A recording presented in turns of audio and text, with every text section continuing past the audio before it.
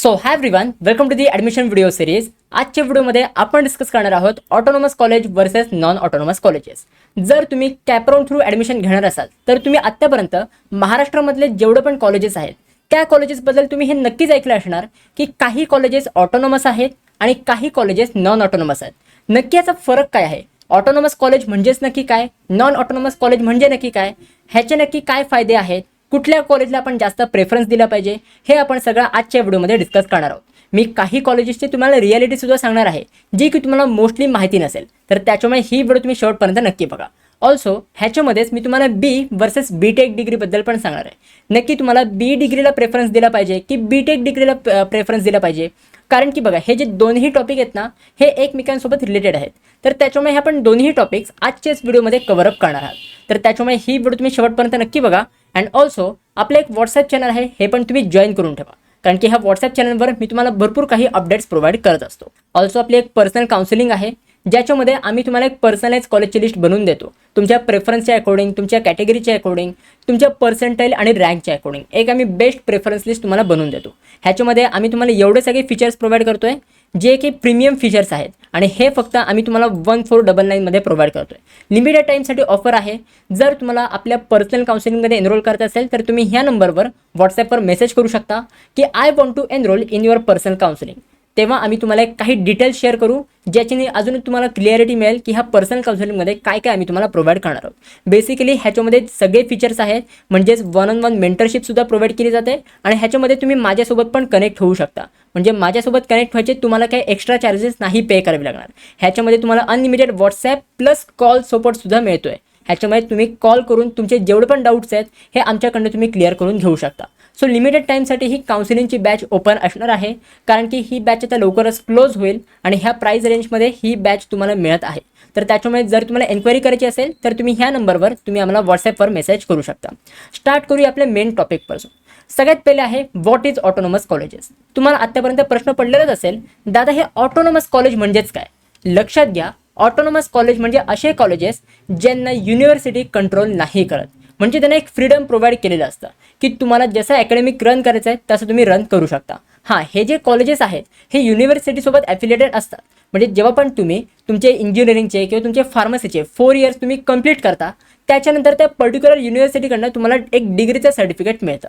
But जे पण autonomous colleges आहेत त्यांना युनिव्हर्सिटी पूर्णपणे कंट्रोल नाही करत। ह्याचं एक मी सिम्पल एक्झाम्पल देतो, कॅब। आत्तापर्यंत तुम्ही ओला किंवा उबर सारख्या कॅबचं एक नाव ऐकलं असेल, मे बी तुम्ही कॅबमध्ये ट्रॅव्हलसुद्धा केलं असेल।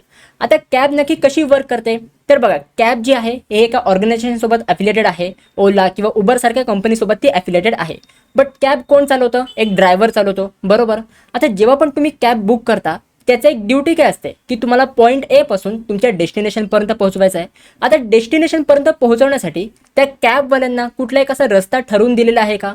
म्हणजे ओला किंवा उबर सारख्या कंपनीने त्या ड्रायव्हरचा सांगितलं आहे का की बघा तुम्ही कॅब चालवायची तर ह्याच रस्त्याने चालवायची, ह्या इथून तुम्हाला लेफ्ट नाही मारायचं आहे, इथून तुम्हाला राईट नाही मारायचं आहे, ह्याच रस्त्यावरून तुम्हाला चालायचं आहे, असे कुठले त्यांना रूल्स दिलेत का? नाही दिलेत। सिम्पल कॅबचं काम काय असतं की जेव्हा पॅसेंजर त्यांच्या कॅबमध्ये बसतो तेव्हा त्या पॅसेंजरला पॉईंट ए पासून डेस्टिनेशनपर्यंत पोहोचवायचं आहे। आता कसं पोहोचवायचं आहे, काय पोहोचवायचं आहे, हे सगळं ड्रायव्हरच्या हातामध्ये असतं। ड्रायव्हरकडे कंट्रोल असतो, त्याला पाहिजे तिथून तो लेफ्ट मारू शकतो, त्याला पाहिजे तिथून तो राईट मारू शकतो। म्हणजे ड्रायव्हरला कोणीही कंट्रोल करायला नाही आहे। म्हणजेच काय की कॅबला कोणीही कंट्रोल नाही करत, जरी ती एका कंपनीसोबत ॲफिलिएटेड असेल तरी पाहिजे तिथून तो कॅबचा ड्रायव्हर तुम्हाला डेस्टिनेशनपर्यंत पोहोचवू शकतो। म्हणजे सिम्पल वेमध्ये बोलायचं म्हणजेच काय की कॅब ही एक ऑटोनॉमस आहे, म्हणजे त्याला फ्रीडम आहे, तो कुठल्याही रस्त्याने कुठूनही तुम्हाला पॉईंट ए पासून बी पर्यंत तुम्हाला पोहोचवू शकतो। त्याच्याच ऑपोजिट जर आपण बघितलं म्हणजेच नॉन ऑटोनॉमस कॉलेजेस, तर नॉन ऑटोनॉमस कॉलेजेस असे कॉलेजेस असतात जे की युनिव्हर्सिटीसोबत ॲफिलिएटेड असतात, प्लस त्याच्यासोबत युनिव्हर्सिटी त्यांना कंट्रोल करत असते। म्हणजे कधी एक्झाम घ्यायची, तुमचं अकॅडमिक करिक्युलम काय असलं पाहिजे, हे सगळे युनिव्हर्सिटी कंट्रोल करत असते। ह्याचं एक सिम्पल एक्झाम्पल म्हणजे बस। तुम्ही आत्तापर्यंत भरपूर मुलांनी बसमध्ये ट्रॅव्हल केलं असेल। आता बसचा कंट्रोल कोणाकडे असतो? एका बस ड्रायव्हरकडे असतो, आणि ती बस कोणासोबत ॲफिलिएटेड असते? एका ऑर्गनायझेशनसोबत ॲफिलिएटेड असते। आता बस ड्रायव्हरकडे जरी त्या बसचा कंट्रोल असला तरी तो बस ड्रायव्हर पाहिजे तिथून त्याला मनाला वाटलं की आपल्याला लेफ्ट मारायला पाहिजे, राईट मारायला पाहिजे, तर पाहिजे तिथून तो बस चालू शकतो का? नाही चालू शकत, कारण की बसला एक रूट दिलेला असतो। ती बस त्या ऑर्गनायझेशनसोबत ॲफिलिएटेड आहे, तर ते ऑर्गनायझेशन ठरवतात की बस कुठल्या रूटने गेली पाहिजे, कुठल्या तुम्हाला टर्नला लेफ्ट मारायचं आहे, कुठल्या टर्नला राईट मारायचं आहे, कुठल्या बस स्टॉपवर तुम्हाला थांबायचं आहे, हे पूर्ण ऑर्गनायझेशन डिसाईड करत असतं. म्हणजे जरी त्या बसचा कंट्रोल एका बस ड्रायव्हरकडे असेल तरी तो बस ड्रायव्हर पाहिजे तिथून तो टर्न नाही मारू शकत. त्याला जे पण ऑर्गनायझेशनने रूल्स दिलेले असतील हे त्यांना फॉलो करावे लागतात. म्हणजे इथे आपल्याला समजतंय की जेवढं कॅबवाल्यांना फ्रीडम असतो तेवढं बसला फ्रीडम नाही आहे. म्हणजे बस म्हणजेच काय, हे एक नॉन ऑटोनॉमस झालं आहे. हे तुम्हाला सिम्पल वेमध्ये समजलं असेल. हे तुम्हाला एक्झाम्पल कसं वाटलं मला कॉमेंट सेक्शनमध्ये नक्की सांगा. इथे तुम्हाला क्लिअर झालं असेल की जर आपण कॉलेजची फ्लेक्झिबिलिटी बघितली तर ऑटोनॉमस कॉलेज हे एक सेल्फ डिपेंडंट असतं. म्हणजे स्वतःवर डिपेंड असतं. त्याला पाहिजे तसा तो सिलेबस अपग्रेड करू शकतात, त्याला पाहिजे तसे ते एक्झाम्स कंडक्ट करू शकतात. बट नॉन ऑटोनॉमस कॉलेजचं तसं नसतं. नॉन ऑटोनॉमस कॉलेज हे पूर्णपणे युनिव्हर्सिटीवर डिपेंड असतात. तुम्हाला एक्झाम कसे कंडक्ट करायचे आहेत, काय करायचे आहेत हे सगळे युनिव्हर्सिटीज कमांड देत असते.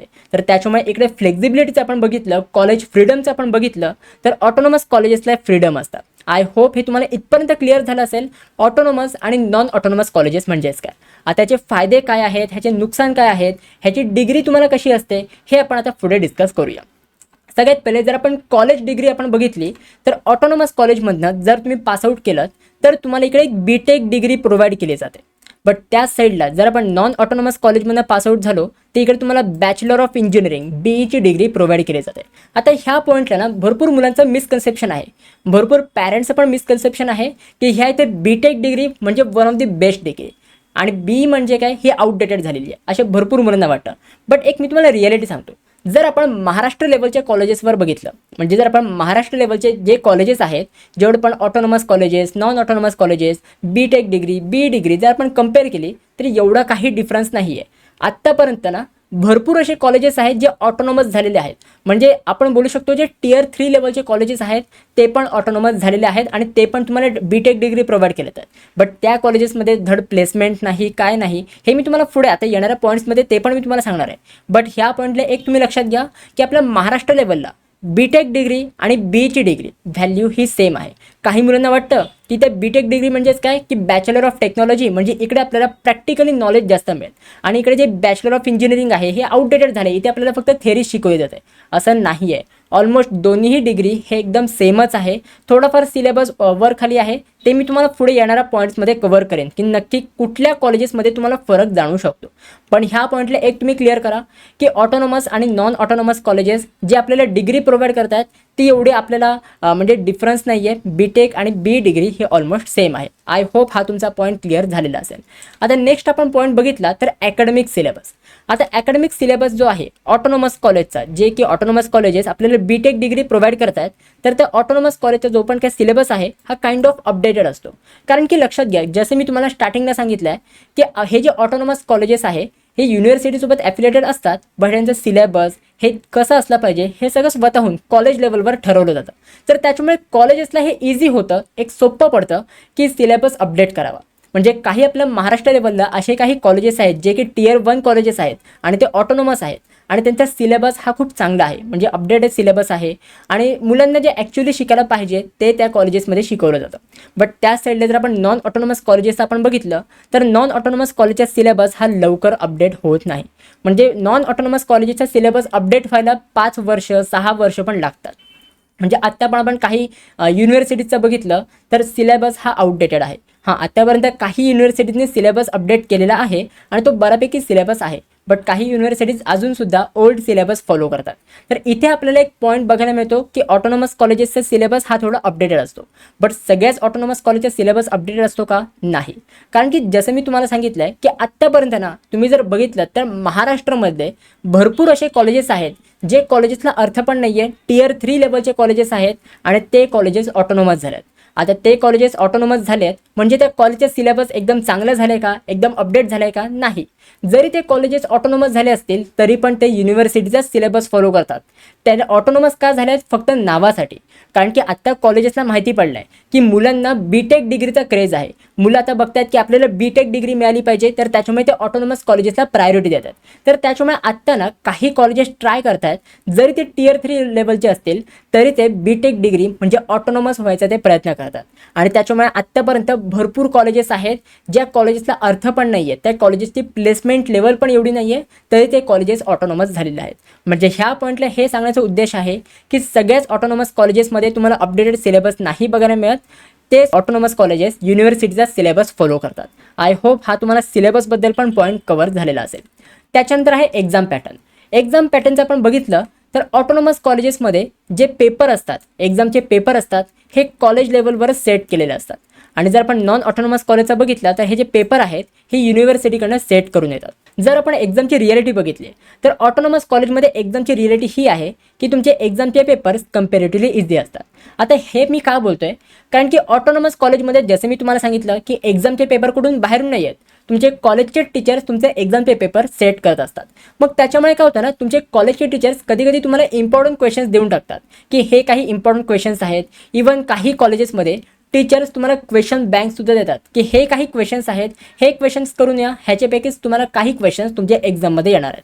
आता जर तुम्हाला ऑलरेडी माहिती असेल की तुमच्या एक्झाममध्ये कुठले क्वेश्चन येणार आहेत, ऑफकोर्स ते तुम्हाला एक्झाम इझी जाणार. तर त्याच्यामुळे काही ऑटोनॉमस कॉलेजेसमध्ये तुमचे पेपर्स जे आहेत हे कम्पॅरेटिव्हली इझी असतात.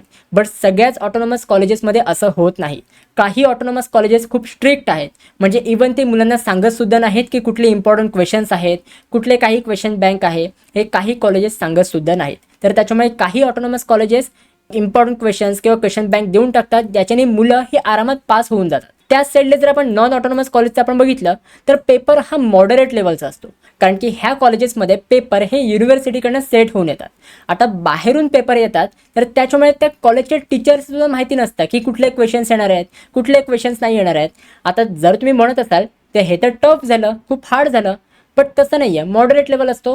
कारण की नॉन ऑटोनॉमस कॉलेजेसमध्ये पण ना युनिव्हर्सिटी जे पेपर सेट करते हे मोस्टली PYQs बेसच असते. तर त्याच्यामुळे मुलं ह्याच्यामध्ये पण पास होऊन जातात, बट ह्याच्यामध्ये तुम्हाला इम्पॉर्टंट क्वेश्चन्स वगैरे मिळत नाहीत. म्हणजे जर आपण पास आणि फेलचा पण रेशो बघितला तर ऑटोनॉमस कॉलेजेसमध्ये पास होण्याचे रेशो हा जास्त आहे as compare to non autonomous colleges. But सगळ्याच कॉलेजेसला असं ॲप्लिकेबल होतं असं नाही आहे. काही ऑटोनॉमस कॉलेजेस स्ट्रिक्टसुद्धा आहेत. आय होप हे तुम्हाला एक्झामची रिॲलिटीसुद्धा समजलेली असेल. टॉकिंग अबाउट अकॅडमिक कॅलेंडर, जर आपण ऑटोनॉमस कॉलेजचा अकॅडमिक कॅलेंडर आपण बघितलं तर पूर्ण कॉलेज लेवलवर डिझाईन केलं जातं. म्हणजे तुमची एक्झाम कधी घेतली पाहिजे, कधी तुमचे इव्हेंट्स ठेवले पाहिजेत, हे सगळं तुमचं कॉलेज लेवलवरच डिसाईड केलं जातं. आता काही कॉलेजेस इथे असे आहेत बघा, सगळेच ऑटोनॉमस कॉलेजेस नाही म्हणत आहे, बट काही ऑटोनॉमस कॉलेजेस असे आहेत ज्यांचं शेड्यूल, ज्यांचं अकॅडमिक कॅलेंडर खूप हेक्टिक आहे. म्हणजे मुलांना लिटरली ते बिझी ठेवतात एक्झाम्समध्ये. म्हणजे प्रत्येक आठवड्याला एक्झाम्स येतात. म्हणजे काही कॉलेजेस मी बघितले आहेत जे की Tier 3 लेवलचे कॉलेजेस आहेत आणि ते ऑटोनॉमस झालेले आहेत. आणि त्या कॉलेजेसमध्ये प्रत्येक वीकमध्ये एक्झाम आहे. लिटरली त्या कॉलेजेसची मुलं खूप हेक्टिक झाली आहेत, खूप कंटाळली आहेत की प्रत्येक वीकमध्ये त्यांना एक्झाम द्यावी लागते. मुलंच काय, इवन त्या कॉलेजची फॅकल्टीसुद्धा कंटाळली आहे, कारण की त्या फॅकल्टीला प्रत्येक वीकमध्ये पेपर काढावे लागतात. कारण की त्या ऑटोनॉमस कॉलेजच्या प्रिन्सिपलीच एक असं स्ट्रक्चर केलेलं आहे की प्रत्येक वीकमध्ये ह्या सब्जेक्टवर एक्झाम झाली पाहिजे, ह्याच्यामध्ये मुलं पास झालीच पाहिजेत, नाहीतर ही मुलं पुढच्या एक्झामसाठी एलिजिबल नाही होणार. असे भरपूर काही ऑटोनॉमस कॉलेजेस आहेत ज्यांचं करिक्युलम जे आहे, अकॅडमिक कॅलेंडर आहे, हे प्रॉपर नाही आहे, नुसते एक्झाम्स कंडक्ट करतात. बट त्याच साईडला जर आपण नॉन ऑटोनॉमस कॉलेजचं आपण अकॅडमिक कॅलेंडर आपण बघितलं तर हे पूर्ण युनिव्हर्सिटीकडनं डिझाईन केलेलं असतं. म्हणजे युनिव्हर्सिटी डिझाईन करते की कधी तुम्हाला एक्झाम घ्यायची आहे, कधी तुम्हाला एक्झाम नाही घ्यायची आहे, कधी तुम्हाला इव्हेंट्स, कधी तुम्हाला हॉलिडेज वगैरे द्यायचे आहेत, हे सगळं तुमची युनिव्हर्सिटी डिसाईड करत असते. आणि युनिव्हर्सिटी ना कधी पण असे एक्झाम्स प्रत्येक आठवड्याला एक्झाम शेड्यूल नाही करत. त्यांचा एक पॅटर्न असतो, त्या पॅटर्नच्या अकॉर्डिंग तेच चालतात. तर त्याच्यामुळे जे पण नॉन ऑटोनॉमस कॉलेजची मुलं आहेत ह्यांना एवढं एक्झाम्सचं काही प्रेशर नसतं जेवढं ऑटोनॉमस कॉलेजच्या मुलांना असतं. बट अगेन काही ऑटोनॉमस कॉलेजेस चांगलेसुद्धा आहेत ज्यांचं अकॅडमिक कॅलेंडर हे प्रॉपर आहे, एकदम हेक्टिकसुद्धा नाही आहे. तर त्याच्यामुळे डिफरन्स आहे. म्हणजे हेच मी तुम्हाला सांगायचा उद्देश आहे की प्रत्येक ऑटोनॉमस कॉलेजेस चांगलेसुद्धा नाही आहेत आणि प्रत्येक ऑटोनॉमस कॉलेजेस खराबसुद्धा नाही आहेत. Talking about placement reality, at the end आपण हे कॉलेजेस चूज करतोय प्लेसमेंटसाठी. प्लेसमेंट रिॲलिटी हीच आहे की जरी तुम्ही ऑटोनॉमस कॉलेज चूज करत असाल किंवा नॉन ऑटोनॉमस कॉलेजेस चूज करत असाल, त्याच्यावर प्लेसमेंटवर तुम्हाला फरक नाही मिळणार. कारण की प्लेसमेंट कशावर डिपेंड असतात, त्या कॉलेजच्या रेप्युटेशनवर. ते कॉलेज किती रेप्युटेड आहे, त्या कॉलेजमध्ये हुशार मुलं आहेत का, ह्याच्यावर डिपेंड असतं. म्हणजे असे पण काही ऑटोनॉमस कॉलेजेस आहेत जे की Tier 3 लेवलचे आहेत आणि त्याच्यामध्ये काहीच प्लेसमेंट नाही. इवन जरी ते ऑटोनॉमस असतील तरी त्या कॉलेजेसमध्ये प्लेसमेंट रेशो खूप कमी आहे. बट त्याच साईडला काही नॉन ऑटोनॉमस कॉलेजेस असे आहेत जे खूप चांगले रेप्युटेड आहेत आणि त्याच्यामध्ये प्लेसमेंट रेशो पण खूप चांगला आहे. सो ॲट दी एंड हे सगळं सांगण्याचं कन्क्लुजन हेच आहे की फक्त ह्याच्यावर नका डिपेंड राहू की मला ऑटोनॉमस कॉलेजेस घ्यायचं आहे किंवा मला बीटेक डिग्रीज परस्यू करायची आहे. तसं तुम्ही नका करू. प्रॉपरली प्रेफरन्सेस अरेंज करा. कारण की जर तुम्ही फक्त ऑटोनॉमस कॉलेजेसला अप्लाय करत गेलात तर भरपूर ऑटोनॉमस कॉलेजेस खराबसुद्धा आहेत. तर मी तुम्हाला हेच रेकमेंड करेन की त्या खराब ऑटोनॉमस कॉलेजेसला प्रायोरिटी देण्यापेक्षा एका चांगल्या नॉन ऑटोनॉमस कॉलेजला तुम्ही प्रायोरिटी देऊ शकता. बाकी ही लिस्ट कशी बनवायची, काय बनवायची ह्याची मी तुम्हाला येणाऱ्या वेळामध्ये मदत करणारच आहे. त्याची तुम्ही टेन्शन घेऊ नका. बट किंवा बीटेक डिग्रीवर जास्त फोकस नका करू. जे कॉलेजेस चांगले आहेत, रेप्युटेड कॉलेजेस आहेत त्याच्यावर तुम्ही फोकस करा. बाकी ऑटोनॉमस कॉलेज आहे की नॉन ऑटोनॉमस कॉलेज आहे ह्याच्यावर तुम्ही एवढं प्रेशर देऊ नका. बाकी येणाऱ्या व्हिडिओजमध्ये मी तुमचे सगळे डाऊट्स क्लिअर करतच राहीन. अगेन जर तुम्हाला कॉलेजेसचे प्रेफरन्स कशी द्यायचे हे जर तुम्हाला माहिती नसेल त्याच्यासाठी तुम्ही आपली काउन्सिलिंग बॅच जॉईन करू शकता. ह्या बॅचमध्ये आम्ही तुम्हाला एवढे सगळे फीचर्स प्रोव्हाइड करतो आहे. इकडे आम्ही तुम्हाला पर्सनलाइज कॉलेजची लिस्ट बनवून देऊ, तुमची रिजन वाईज लिस्ट बनवून देऊ. तुम्हाला मुंबईमध्ये, पुण्यामध्ये, नागपूर, नाशिक, ओव्हरऑल महाराष्ट्रामध्ये कुठे तुम्हाला कॉलेजेस पाहिजेत त्याच्या अकॉर्डिंग आम्ही तुम्हाला लिस्ट प्रोव्हाइड करू. कॅटेगरी वाईज ही लिस्ट असणार आहे. अगेन ह्याच्यामध्ये आम्ही तुम्हाला 1-on-1 मेंटरशिप सेशन प्रोव्हाइड करतो आहे आणि ह्याच्यामध्ये मी तुम्हाला पर्सनल मेंटर अलॉट करणार आहे जो की थ्रूआउट दी ॲडमिशन प्रोसेस तुमच्यासोबत असेल ॲज वेल एज मी पण असेल. म्हणजे माझ्यासोबत पण तुम्ही 1-on-1 कनेक्ट होऊ शकता. जर तुम्हाला काही मेजर डाऊट आले तर डायरेक्टली मला तुम्ही कॉल करू शकता, व्हॉट्सॲपवर मेसेज करू शकता, मीटिंग आपण अरेंज करू शकतो. त्याच्यामध्ये माझ्यासोबत डायरेक्टली तुम्ही कनेक्ट होऊन तुमचे जेवढे पण डाऊट्स आहेत हे तुम्ही सॉल्व्ह करून घेऊ शकता. आणि माझ्याशी कनेक्ट व्हायला काही एक्स्ट्रा फीज तुम्हाला पे नाही करावी लागणार. या बॅचची जी प्राईस आहे 1499 ह्याच्यामध्ये तुम्हाला एवढे सगळे फीचर्स आम्ही तुम्हाला प्रोव्हाइड करतो आहे. Unlimited calls, unlimited WhatsApp support हे सगळे आम्ही फीचर्स तुम्हाला ह्या बॅचमध्ये प्रोव्हाइड करतो आहे. जर तुम्हाला आपल्या काउन्सिलिंग बॅचमध्ये एनरोल करायचं असेल तर सिम्पली तुम्हाला आपलं इझी कॉलेज ॲप तुम्हाला डाउनलोड करायचं आहे. डाउनलोड करायची लिंक मी तुम्हाला डिस्क्रिप्शन बॉक्समध्ये प्रोव्हाइड केलेली आहे. त्या ॲपमध्ये डाउनलोड केल्यानंतर तुम्हाला रजिस्टर करायचं आहे. त्याच्यानंतर तुम्हाला बॅच चूज करायची आहे. तुम्हाला इंजिनिअरिंग बॅचमध्ये जायचं आहे की फार्मसी बॅचमध्ये एनरोल करायचं आहे तर ही तुम्हाला बॅच चूज करायची आहे. त्याच्यानंतर तुम्हाला त्या बॅचची फीज पे करायची आहे, पेमेंट करायची आहे. एकदा तुम्ही पेमेंट केलं तर माझी टीम तुम्हाला 24 आवर्समध्ये एका व्हॉट्सॲप ग्रुपमध्ये ॲड करेल. बाकी ह्या काउन्सिलिंग बॅचचे रिलेटेड काही तुम्हाला अजून एन्क्वायरीज करायची असतील तर हा एक व्हॉट्सॲप नंबर आहे. ह्या नंबरवर तुम्ही आम्हाला कनेक्ट होऊ शकता. ह्या नंबरवर तुम्ही आम्हाला व्हॉट्सॲपवर मेसेज करू शकता की I want to enrol in your personal counselling. मग त्याच्यानंतर जेवढे पण डिटेल्स आहेत हे आम्ही तुम्हाला शेअर करू. आणि ही व्हिडिओ तुम्हाला कशी वाटली, ह्या व्हिडिओमध्ये मी तुम्हाला जे पण इन्फॉर्मेशन दिली आहे ही सगळी तुम्हाला समजली आहे की नाही हे पण मला कॉमेंट सेक्शनमध्ये नक्की सांगा. तुमचे कॉमेंट्स रीड करून मला खूप मोटिवेशन मिळतं. ॲज वेल ॲज ह्या व्हिडिओला लाईकसुद्धा नक्की करा आणि कॉमेंट सेक्शनच्या बाजूला हाईपचं ऑप्शन आहे, हाईपसुद्धा नक्की करा. कारण की जेवढी तुम्ही ही व्हिडिओ हाईप कराल तेवढी ही व्हिडिओ अजून जास्त मुलांपर्यंत पोहोचेल, अजून जास्त मुलांची हेल्प होईल. तर त्याच्यामुळे हाईप करायला विसरू नका. So guys that's it for video. कशी वाटते तुम्हाला ही व्हिडिओ आवडली असेल तर नक्की तुम्ही लाईक करा, शेअर करा, सबस्क्राईब करा. भेटू मग पुढच्या व्हिडिओमध्ये. तोपर्यंत बाय बाय, सी या अँड गुड डे.